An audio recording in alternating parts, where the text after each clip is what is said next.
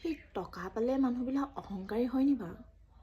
এই বেছি দিনৰ কথা নহয় দেই, পৰহি দিনাখনি কথা। আজি যিহেতু 2 তাৰিখ, সেই 1 তাৰিখৰ আগৰ দিনা কথা আৰু। মায়ে মোক একদম ধুনীয়াকৈ আহি পিনি কৈছেহি, এইবাৰ বোলে বিহু কাপোৰ ময়ে দিম, বাপেৰৰ পৰা ল'ব নালাগে। মই বোলো কিয়? মই কাইলৈ বোলে মোক মামাই 10,000 টকা সুমিয়াই দিব, তাৰপৰা তই বিহু কাপোৰ ল'বি। মই আৰু ধুনীয়াকৈ হ'ব আৰু বুলি ক'লোঁ। তাৰপৰা কালিৰ পৰা দেখিছোঁ মা মুখখন এই ফুলা হৈ আছে। কালিতো মাতিবলৈ ভয়ে লাগিলে, কিবা হ'ল। মই বোলো পাপাৰ লগত কিবা লাগিলে চাগে।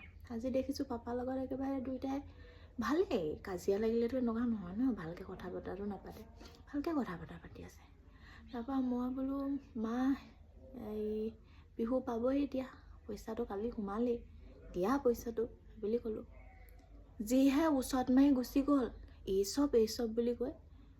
মোৰ এতিয়া ভুলটো ক'ত বাৰু? কি হ'ল বাৰু? মানুহ সঁচাকৈ অহংকাৰী হয় নি টকা পালে? জনাবচোন আপোনালোকে।